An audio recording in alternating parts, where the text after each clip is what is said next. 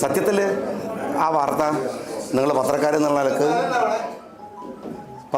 നിലക്ക് നിങ്ങളൊരു പക്ഷേ അന്വേഷിച്ചിട്ടുണ്ടാവും, സ്വാഭാവികമായിട്ട് അന്വേഷിച്ചിട്ടുണ്ടാവും.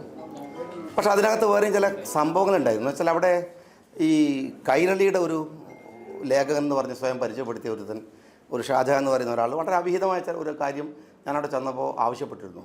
അല്ലെങ്കിൽ ഈ വാർത്ത വേറെ ചില വാർത്ത വരുന്നൊക്കെ പറഞ്ഞ് അയാൾ ബന്ധപ്പെട്ടു. ഷാജഹാൻ എന്നാണ് അയാൾ പേര് സ്വയം പരിചയപ്പെടുത്തിയൊരു ചുവന്ന കുപ്പായ കിട്ടിയിട്ടുണ്ടായിരുന്നത്. സത്യത്തിൽ ഈ വാർത്തയുടെ പറയും. പിന്നെ ജനൻ ടി വി അത് പിന്നെ ഒരൊറ്റ സാറ്റലൈറ്റിൽ വർക്ക് ചെയ്യുന്ന 2 ചാനലായതുകൊണ്ട് സ്വാഭാവികമായിട്ടും ഇവരുടെ ചാനൽ അവർ ഏറ്റെടുത്തു.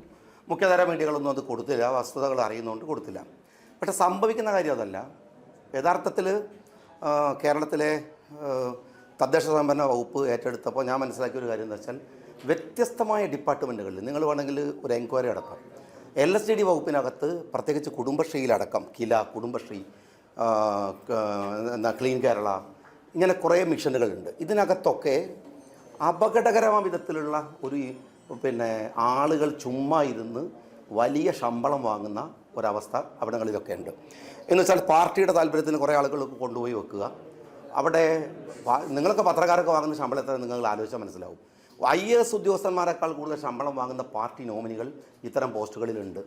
ഞാൻ ഒരു കാര്യം ഉറപ്പിച്ചെന്താണെന്ന് വെച്ചാൽ ആ പോസ്റ്റുകളിൽ നിന്ന് ആളെ മാറ്റി വേറെ ആളെ വെക്കുക എന്നുള്ളതല്ല, മറിച്ച് ഡെമോളിഷ് ചെയ്യേണ്ടുന്ന സർക്കാരിൻ്റെ പൊതുസ്വത്തിനെ കട്ടുമുടിക്കുന്ന ഈ CPM ലോബികളെ വളരെ കൃത്യമായിട്ട് ഞാൻ മന്ത്രിയായിരിക്കുകയാണെങ്കിൽ നാളെ എനിക്ക് മന്ത്രിയായിക്കോണം നിർബന്ധമില്ല, മറ്റന്നാൾ എന്നെ പുറത്താക്കി എനിക്ക് പ്രശ്നമില്ല, ആക്ഷേപമില്ല. പക്ഷേ ഇരിക്കുന്നിടത്തോളം ഈ കട്ടുമുടിക്കുന്നവർക്കെതിരെ നടപടികളെടുക്കും. കുടുംബശ്രീ എന്ന് പറയുന്നത് അല്ലെങ്കിൽ ഇവിടെ നമ്മളുടെ വോളണ്ടിയർമാരായിട്ട് പഞ്ചായത്തുകളിലൊക്കെ തിരഞ്ഞെടുക്കുന്ന ആളുകൾ അവരെയൊക്കെ തന്നെ പാർട്ടികളുടെ പരിപാടികൾ വിജയിപ്പിക്കുന്ന പോലെ പഞ്ചായത്തുകളിൽ വന്നാൽ മന്ത്രിമാരെ പ്രസംഗത്തിനൊട്ടേ ഇരുത്തുക.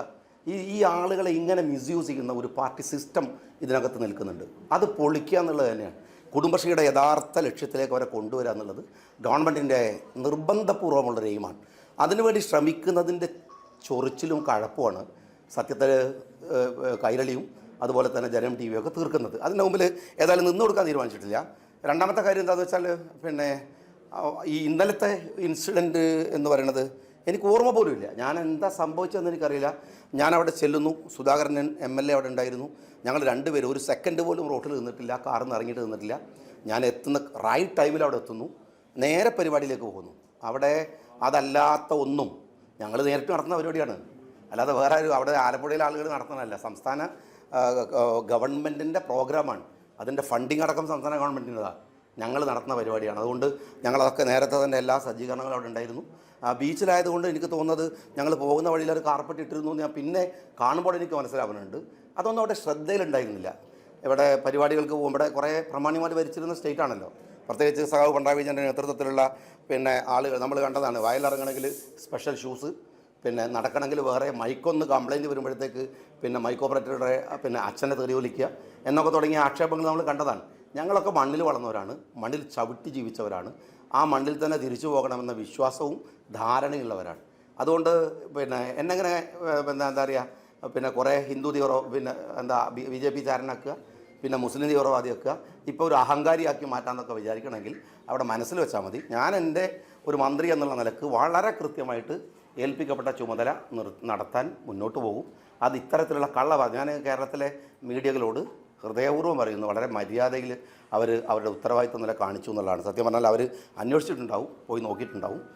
ഇന്നലെ നടന്നത് നമുക്ക് വാർത്ത വളച്ചൊടിച്ചു എന്ന് പറയണമെങ്കിൽ ഒരു വാർത്തയെങ്കിലും ഉണ്ടാവണം.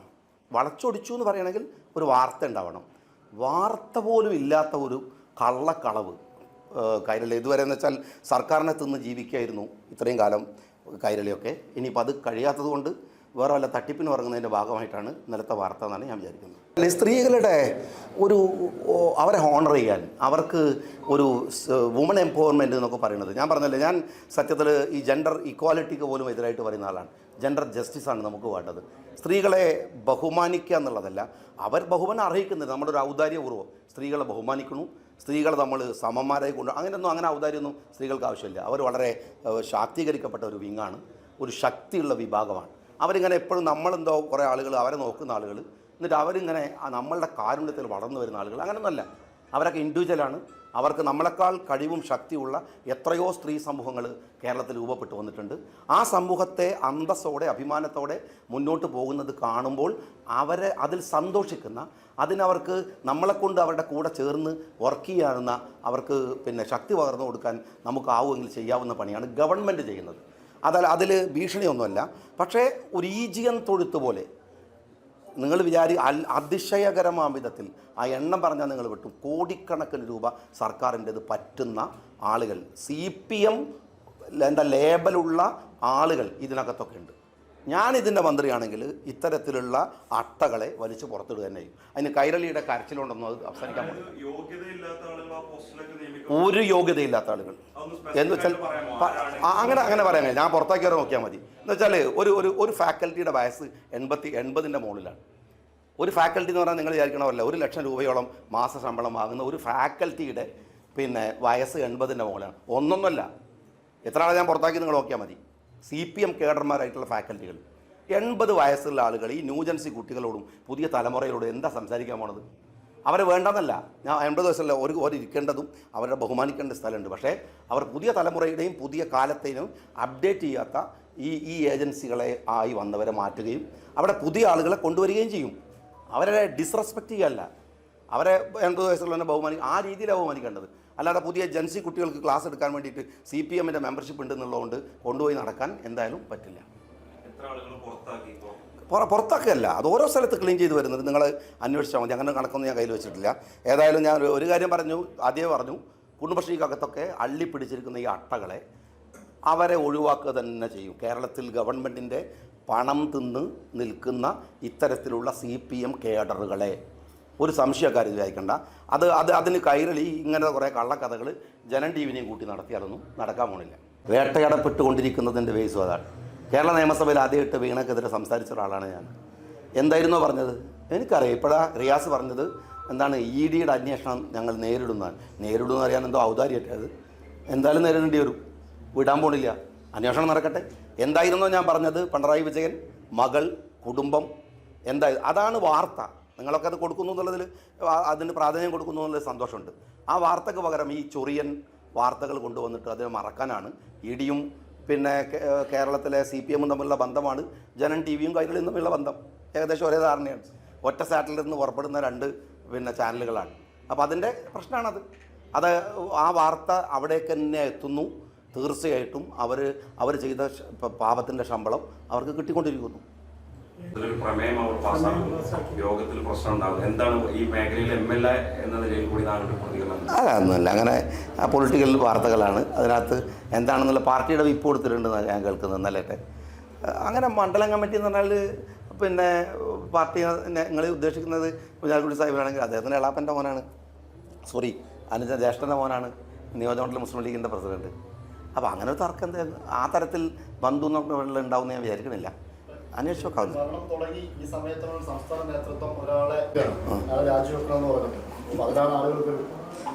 അല്ല, അത് അങ്ങനെ വരുന്നൊരു വാർത്തയിൽ എനിക്ക് തോന്നുന്നത് അങ്ങനെ ഷഫ്ലിംഗ് കുറേ സ്ഥലത്ത് നടന്നിട്ടുണ്ട്.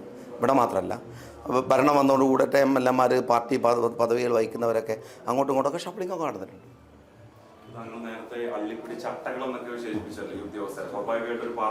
ഉദ്യോഗസ്ഥരല്ല ബ്രദർ, ഗവൺമെന്റ് ഉദ്യോഗസ്ഥന്മാരല്ല. നിങ്ങൾക്കിത് അറിയാത്തത് എന്താ വെച്ചാൽ LSTD ഡിപ്പാർട്ട്മെൻറ്റിനകത്ത് ഇവർ കുറേ ഏജൻസികൾ ഉണ്ടാക്കിയിരിക്കുന്നു. ഇപ്പോൾ കിലയിലെ faculty is not a government employee. അയാൾ ഗവൺമെൻറ് എംപ്ലോയി അല്ല. ഇവർ കൂടിയിട്ട് ആളെ തീരുമാനിക്കുക. ക്ലീൻ കേരള ഒരു കമ്പനിയാണ്. That is not a government സിസ്റ്റത്തിൻ്റെ പാർട്ട് ഓഫ് സിസ്റ്റമാണ്. അപ്പോൾ അങ്ങനെ കമ്പനി ഉണ്ടാക്കിയിരിക്കുന്നു. അവർക്ക് എത്ര വണ്ടികളുണ്ടെന്ന് അറിയാം? നിങ്ങൾ എത്ര വണ്ടികൾ ഓടുന്നു അറിയും? വീട്ടിൽ നിന്ന് ടൗണിൽ പർച്ചേസ് ചെയ്ത് മാത്രം തിരിച്ചു പോകുന്ന ഇന്നോവ കാർ ഉപയോഗിക്കുന്ന ഒരു 50-ലധികം ആളുകൾ കേരളത്തിൽ ഇങ്ങനെ വെച്ചവരുണ്ട്. നിങ്ങൾ ഉദ്ദേശിച്ച പോലെ PSC എഴുതി പരീക്ഷ എഴുതി ഗവൺമെൻറ് സർവീസിൽ വന്നിരിക്കുന്നവർ, അവരുടെ എഫിഷ്യൻസിയും ഇൻഎഫിഷ്യൻസിയും ഒക്കെ വേറെ കാര്യമാണ്. ഇതൊന്നുമല്ല. ഇത് CPMൻ്റെ കൈരളി ചാനലിലടക്കം പോയി പണിയെടുക്കുന്നവൻ ശമ്പളം പറ്റുന്നത് ഇവിടെ നിന്നാണ്. സർക്കാരിൻ്റെ ശമ്പളമാണ്. അത് നിങ്ങൾക്ക് അതിശയം ഉണ്ടാവും. നിങ്ങൾ പത്രക്കാർ വാങ്ങുന്ന ശമ്പളത്തെക്കുറിച്ചൊക്കെ എനിക്ക് മിനിമം ധാരണയുണ്ട്. IAS ഓഫീസർമാർ വാങ്ങുന്നതിനേക്കാൾ ശമ്പളം വാങ്ങുന്ന ഈ തരം അട്ടകളുണ്ട്. അത് ഞാൻ തൊട്ടതാണ് പ്രശ്നം. പലരും എന്താ വെച്ചാൽ ഈ പൊളിറ്റിക്കൽ ഡിപ്ലോമസി എന്ന് പറഞ്ഞ സാധനമുണ്ട്. ഈ ഭയപ്പെട്ടിട്ട് നിർത്തും. അപ്പോൾ കൈരളി ഈ ജാതി പച്ചക്കള്ളം പറയും, അപ്പോൾ പേടിക്കും, കൂട്ടത്തിൽ ജനവും നിൽക്കും, അപ്പം ബേജാറാവും. എന്നിട്ട് പറയും മന്ത്രി ഇമേജ് പോയി കളയല്ലോ. എനിക്ക് ആ ജാതി ഒരു ഇമേജ് കോൺഷ്യസും ഇല്ല. ഞാനത് പിടിക്കുകയും ചെയ്യും, പിടിച്ച് പുറത്താക്കുകയും ചെയ്തിട്ടുണ്ട്. ഇനിയും അത്തരത്തിലുള്ള ആളുകളെ പുറത്താക്കും. അവിടെ പുതിയ ആളുകളെ കൊണ്ടുവന്നാൽ ഒരു നമ്മൾ തമ്മിൽ എന്താ വ്യത്യാസമുള്ളത്? ആവശ്യമുള്ളിടത്തൊക്കെ കൊണ്ടുവരും, ആവശ്യമുള്ളിടത്തൊക്കെ കൊണ്ടുവരും. ഞാൻ ക്ലീൻ കേരള കമ്പനിയുടെ മെനഞ്ഞാനത്തെ മീറ്റിംഗ് ഉണ്ടായിരുന്നു, ബോർഡ് മീറ്റിംഗ്. ആ ബോർഡ് മീറ്റിങ്ങിൽ 12-14 പേരുള്ളപ്പോൾ ഞാൻ പറഞ്ഞു 10 വർഷം ഇരുന്ന ആൾ, 10 വർഷം ഇങ്ങനെ സ്ഥിരം കൂട്ടിക്കൊടുക്കുന്ന ആൾ. ഞാൻ പറഞ്ഞു അവിടെ നിർത്തിയേക്ക്, ഇനി സാധാരണ പുതിയ ആൾ എടുക്കുന്ന പ്രോസസ്സിൽ ഇൻ്റർവ്യൂ നടത്തിയിട്ട് എടുക്കണം, അങ്ങനെ നടത്തിക്കോട്ടെ. ഇവർ അള്ളിപ്പിടിച്ചിരിക്കുകയാണ്. പുതിയ റേഞ്ചുള്ള കപ്പാസിറ്റിയുള്ള ആളുകൾ വരട്ടെ. ഒരാൾ കാർപ്പറ്റ് എന്നെങ്കിലും പറഞ്ഞ് കേട്ടിട്ടുണ്ടെങ്കിൽ മനസ്സിലാവും. അങ്ങനത്തെ ഒരു വാർത്ത ഉണ്ടായിട്ടില്ല. ഞാൻ അവിടെ ചെന്നിറങ്ങുന്നു, MLA കൂട്ടി നേരെ പോകുന്നു. അവിടെ ചെന്ന് പരിപാടി റൈറ്റ് ടൈമിൽ തന്നെ, എന്നിട്ട് MLA പറയണു റൈറ്റ് ടൈമിൽ വന്നു എന്ന് പറയുമ്പോഴത്തെ ഭയങ്കര കൈയടിക്കണു. എന്നിട്ട് അവിടെയുള്ള ആളുകളൊക്കെ നമ്മളോട് ഭയങ്കര, ഞാൻ അവിടെ കൃത്യമായിട്ട് ഇരിക്കുന്ന ആളുകൾ പറഞ്ഞു, നിങ്ങൾ ഈ മന്ത്രിമാരുടെ ഈ ഓഞ്ഞ പ്രസംഗം കേട്ടാൽ ഇരിക്കരുത്, നിങ്ങൾക്ക് പണി ഉണ്ടെങ്കിൽ ആ പണിയെടുത്തോളുക. അല്ലാതെ ഈ കേരളത്തിൽ ഈ ഹരിതകർമ്മസേനയും ഈ കുടുംബശ്രീ ഉണ്ടാക്കിയത് മന്ത്രിമാരുടെ ഓഞ്ഞ പ്രസംഗം 10 കൊല്ലാതാണ്. ഈ സാധുക്കൾ ആവിട്ട് ഇങ്ങനെ കുത്തിർക്കും. നിർബന്ധപൂർവ്വം പഞ്ചായത്തുകൾ കൊണ്ട് അവിടെ ഇരുത്തുകയാണ്. നിങ്ങൾ പത്രക്കാർ കണ്ടിട്ടില്ല, എല്ലാത്തിലും കുടുംബശ്രീയാണ് മന്ത്രിമാരുടെ പരിപാടി വിജയിപ്പിക്കുക. ഇവരെ കൊണ്ടേ ഇരുത്തും. ഈ സാധുക്കളെ ഇവർ അതിനുവേണ്ടി ഉപയോഗിച്ചു. അത് പറ്റില്ല എന്ന് ഞാൻ പറഞ്ഞു. അതാണ് പ്രശ്നം. എൻ്റെ പരിപാടി നിങ്ങൾ വരണ്ടെന്ന് ഞാൻ പറഞ്ഞു. നിർബന്ധപൂർവ്വം ആരും വരണ്ട. പഞ്ചായത്ത് നിർബന്ധിച്ചാൽ അതിനെതിരെ നടപടി ഉണ്ടാവുമെന്ന് ഞാൻ പറഞ്ഞു. ഞാനിപ്പോഴും ആവർത്തിക്കുകയാണ്.